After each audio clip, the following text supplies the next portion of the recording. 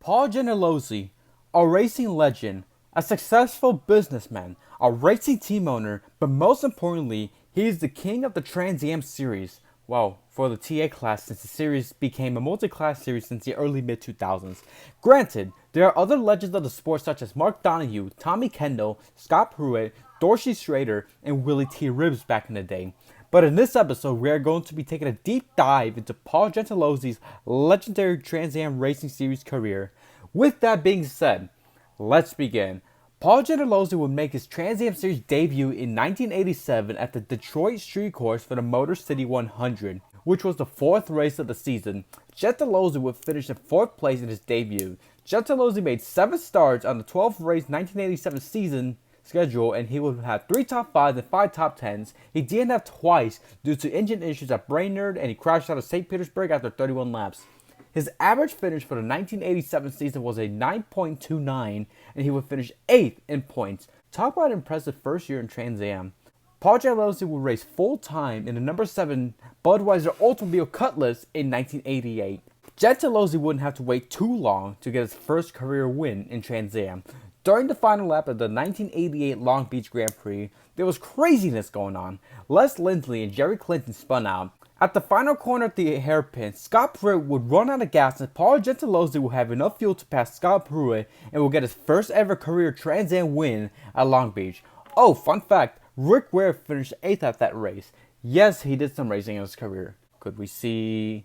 Is there going to be a possible future Racing Stories episode on Rick Ware's racing career coming soon? Maybe someday. Let me know if y'all want that. Anyway, let's get back to the topic. What's crazy about Paul's win at Long Beach was not only that was his first win of his career in that season, but the finish was the only lap he led throughout the entire 1988 season of his. Insanity. Also, before I continue with Gentilozzi's Trans Am career, I want to let y'all know that while he was in Trans Am, he also competed in IMSA, but specifically, I'm just going over his Trans Am career. Just want to put that out there. Anyway, let's continue. After 1988, he would be winless between 1989 through 1991. In 1992, Paul competed in 4 races and would get his second career win at Portland. After leading 29 laps, it would have 3 top 5s and 3 top 10s. He would crash out of Belle Isle race after 26 laps. He did 6 races in 1993. Besides finishing 4 top 5s, he would have 2 DNFs at Long Beach due to engine issues and transmission issues at Toronto.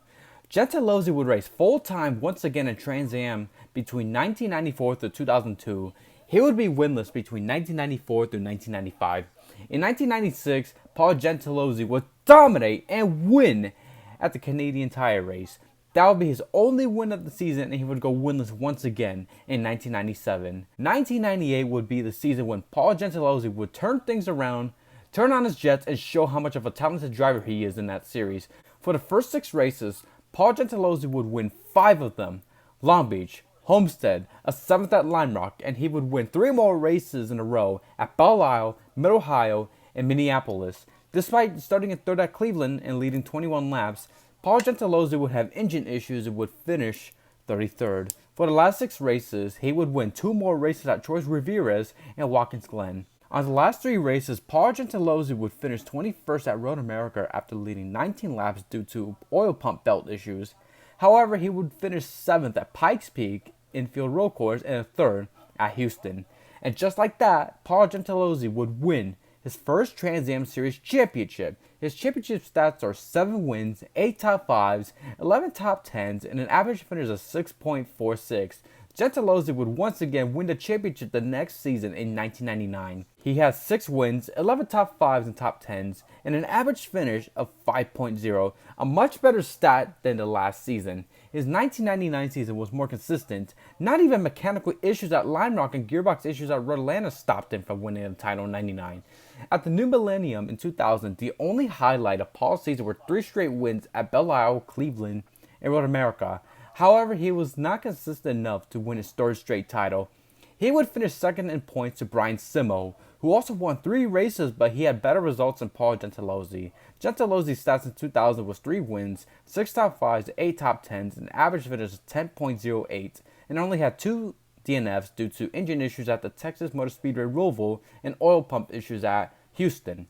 2001 would be another near-perfect championship season. He won 3 races in a row, starting at Canadian Tire. Unfortunately, that race is only known for the death of Mike Gagliardo, who suffered a fatal wreck on lap 38. First, I'm worried about the guys I race with. I looked at that wreck and I knew it was a bad accident. And God, I hope they're okay. But the race, I mean, it was a wonderful race. Tommy Archer's a fantastic guy to race with, and we traded, we bumped, we went back and forth, but right now all I care about are the other guys. Rest in peace, Mike. Gentilozzi would also win at Belle Isle and Cleveland. After 2 second-place finishes at Sonoma and Portland, and a third at the Wet and Wild Road America race, Paul Gentilozzi would win again at Mid-Ohio, despite a 13th-place finish at Laguna Seca and a 6th-place finish at Houston. Paul Gentilozzi would win the championship for the 3rd time in the past 4 years, beating 2000 Trans Am Racing Series champion Brian Simo, who beat him in that season by 32 points. Paul Gentilozzi's 2001 championship stats were 4 wins, 8 top 5s, 9 top 10s, 7 consecutive podium finishes in a row for Canadian Tire to Mid-Ohio, and an average finish of 5.0. 2002 would be less consistent. His only highlight of his 2002 season would be his only win at Long Beach in exciting fashion. White flag is in the air. 1 to go. Down the stretch they come. Bell is 3rd there in the orange 40. Johnny Miller's 4th. Greg Pickett is 5th. Bob Ruman is 6th. Randy Ruhlman is 6th. Oh! Trouble into the corner. Here comes Gentilozzi. Going after Sed. Didn't quite get there. Ooh, I mean... He's pushing Boris hard. Boris he roughs him up. Boris hustled that turn 1 and overshot a little bit, and Gentilozzi jumped right on his back. Boris maintains the lead. Last time around the streets of Long Beach, and here comes Gentilozzi looking inside. He's got running room. Boris is going to take him to the wall. He blocks. He blocks into the corner. There's contact. Oh, and there's Bell. Gentilozzi and Bell. They're 3 wide. 3 wide up the short chute. Gentilozzi's in the middle. Boris on the inside. He'll retake the lead. Here comes Gentilozzi. I think Boris has got some body damage. Oh! He leans on Gentilozzi. Bell goes by for 2nd. Who wants it more? Oh, they're going for it. Bell to the inside for the lead. Justin Bell leans on Boris and takes over. And Gentilozzi has an opening. Gentilozzi takes the lead. They've swapped it 3 times. Bell gets turned around. Boris gets by and Bell gets booted out of 2nd spot. Gentilozzi out of the final corner will come to the checkered flag. Paul Gentilozzi will score the win. His 24th career victory in Trans Am competition. Boris Said is denied again. He finishes 2nd. Miller is 3rd. Pickett comes on for 4th. 5th spot to Justin Bell. Perhaps if he could get refired. No, he will not. Bob Ruman is 5th. Ruhlman is 6th. Tracy is 7th. But I am shocked that Paul Gentilozzi was able to find a way to win in that 3 car. To Calvin Fish. Other than that, he was the 3rd best driver in points with a win in 8 top 5s and 10 top 10s, 4 podiums, and an average finish of 5.17. Gentilozzi would only compete in 4 races in the 11-race 2003 season with 3 4th-place finishes at St. Petersburg, Long Beach, and Cleveland. He would finish in 14th at Canadian Tire while DNQing at Miami. I am not sure how to describe Paul Gentilozzi's 2004 season because he competed in 8 races out of 9 in the series that season while Tommy Kendall raced in all 9 races. Before we get to the final standings, let's see how Paul and Tommy did since they were the best drivers of 2004. For the first 3 races, Paul Gentilozzi would win 3 races in a row at Long Beach, Portland, and Cleveland.